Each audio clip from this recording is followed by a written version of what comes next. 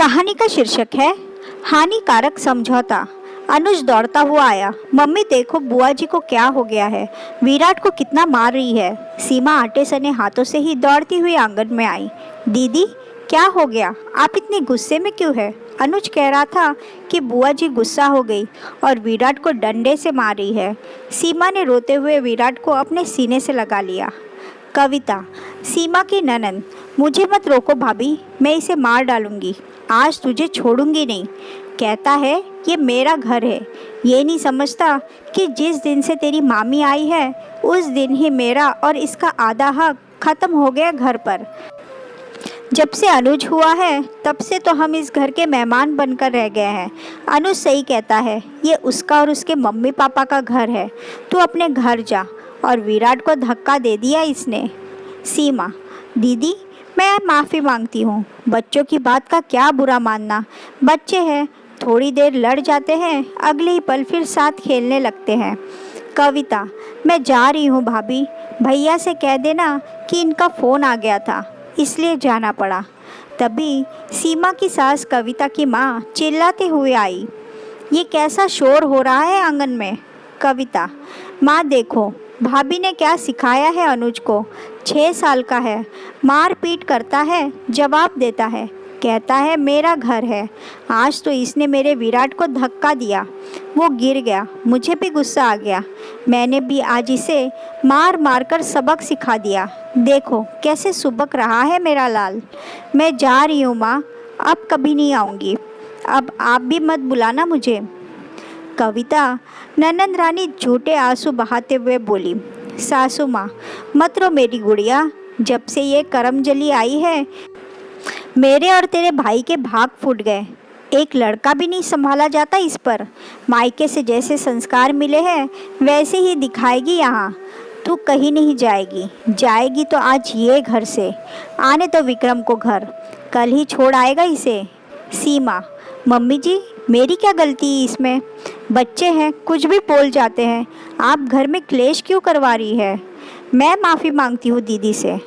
सासू माँ, तू चुप रह, अब जाके अपना काम कर और रात में ही अपना सामान रख लेना, अब इस घर में आने की ज़रूरत नहीं। विक्रम के आते ही कविता ने माँ को इशारा किया। माँ भैया आ गए और धीरे से अंदर वाले कमरे में सरक गई ननंद रानी। पर्दे के पीछे दुबक कर आज परमानंद की अनुभूति करना चाहती थी। इसी दिन का तो ननंद रानी बेसब्री से इंतज़ार कर रही थी, कब भैया भाभी को खरी खोटी सुनाए। बचपन से ही ननंद रानी ऐसी ही स्वभाव की थी, किसी को बेइज्जत करने का मौका नहीं छोड़ती थी, ना ही किसी से उसकी बनती थी। घमंड तो 7वें आसमान पर था उसका, इसलिए इकलौता लड़का देखकर माँ पिताजी ने रंजीत से ब्याह दिया। सासू माँ, सुन विक्रम, तू संभाल ले सीमा को। विक्रम पानी पीते हुए, क्यों, क्या हो गया माँ, अब क्या कर दिया सीमा ने?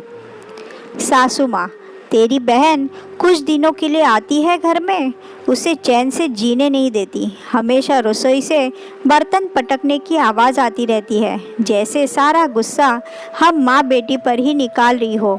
खाना भी ऐसे नाक मुंह बनाकर देती है जैसे हम इसके दुश्मन हो। रोटी भी पूछ कर बनाती है कि कितनी खाओगे आप लोग। आज तो हद ही कर दी इसने। फिर पूरा किस्सा सासू माँ ने नमक मिर्च लगाकर बताया।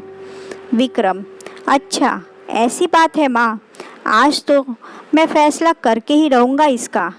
विक्रम ने ज़ोर से सीमा को आवाज़ लगाई। दोनों माँ बेटी के मन में लड्डू फूट रहे थे। सीमा दौड़ती हुई सकपकाई हुई आई, चुपचाप से नीचे मुँह करके खड़ी हो गई। विक्रम, सीमा ये माँ क्या बोल रही है? और माँ, क्या बोला आपने? सीमा रोटी गिनकर बनाती है, क्या आप नहीं जानती वो क्यों करती है ऐसा?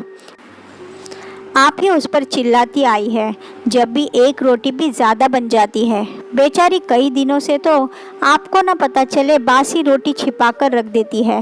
कितनी बार मैंने चुपके से खाते हुए देखा है उसे। पूछा तो कहती है अन्न का अपमान होता है। आपको पता है अनुज के पेपर चल रहे हैं, मेरे पास तो टाइम होता नहीं इसे पढ़ाने का। सीमा ही इसका सब देखती है, क्या कहा आपने? नाक मुंह बनाकर खाना देती है। जब भी आप लोगों को रोटी देने आती है तो आप लोग इसी की बुराई कर रहे होते हो और उसके आते ही चुप हो जाते हो। क्या उसे पता नहीं चलता? उसे नमक चम्मच एक एक गरम रोटी के लिए 50 चक्कर लगवाते हो। क्या कविता खुद खाना नहीं ला सकती रसोई से? भाभी है उसकी, क्या थोड़ा इंतज़ार करके उसके साथ खाना नहीं खा सकती? भरे पूरे परिवार से आई है, कभी अकेले खाना नहीं खाया इसने। दिन में तो बस एक आध रोटी ही खा के रह जाती है। रात में मेरा इंतज़ार करती है। अगर मैं ऑफिस से खाकर आता हूँ तो उस दिन भी ऐसे ही दुखी सी हो जाती है। कभी आपने पूछा है, सीमा तूने खाना खाया, तेरी तबीयत कैसी है? तो किस बात का संयुक्त परिवार? बेटे का ख्याल, पापा की दवाई का ख्याल, तुम्हारे घुटनों की मालिश, मेरे हर ज़रूरत के सामान को तुरंत हाजिर करना, ये सब कौन करता है? आप तीर्थ स्थान पर किसके सहारे घर छोड़कर जाती है? जवाब दीजिए। कविता को कुछ भी देती है? कभी उसे या मुझे दिखाया है? क्या दे रही है? वो भी घर की बहू है और मैं बेटा। आप कविता के स्वभाव को तो बचपन से जानती है। वो हर बात बड़ा चढ़ाकर बोलती है और आप विश्वास कर लेती है। कभी घर की बहू की भी सुन लिया कीजिए। वैसे तो अब सुनने की ज़रूरत नहीं पड़ेगी। बहुत हुआ समझौता। आज तक समझौता ही करती आई है मेरी सीमा। उफ तक नहीं की बेचारी ने। इतनी पढ़ी लिखी है फिर भी घर में नौकरानी जैसा हाल बना दिया है उसका। इससे मैं भी बराबर का कसूरवार हूँ, पर अब नहीं। कहते हैं बच्चे बूढ़े माँ बाप को बुढ़ापे में अकेला छोड़ जाते हैं। हर बार गलती बच्चों की नहीं होती, कई बार गलती माँ बाप की भी होती है। बच्चों को मजबूर कर देते हैं घर छोड़ने पर।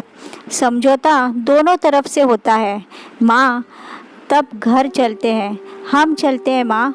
आपकी सयानी बेटी है ना घर के सारे काम करने के लिए। सीमा अपने पति के इस बदले रूप को निहारती ही रह गई। उसके आंसू रुकने का नाम नहीं ले रहे थे। आज उसे उसके समझौते का फल मिल चुका था। सीमा और विक्रम घर छोड़कर किराए के मकान में रहने लगे। जाते हैं घर भी कभी कभी तीज त्योहारों पर। साथियों, जो समझौता आप लोगों के लिए हानिकारक हो उसे मत कीजिए। जीवन एक बार मिलता है, खुलकर जी लीजिए।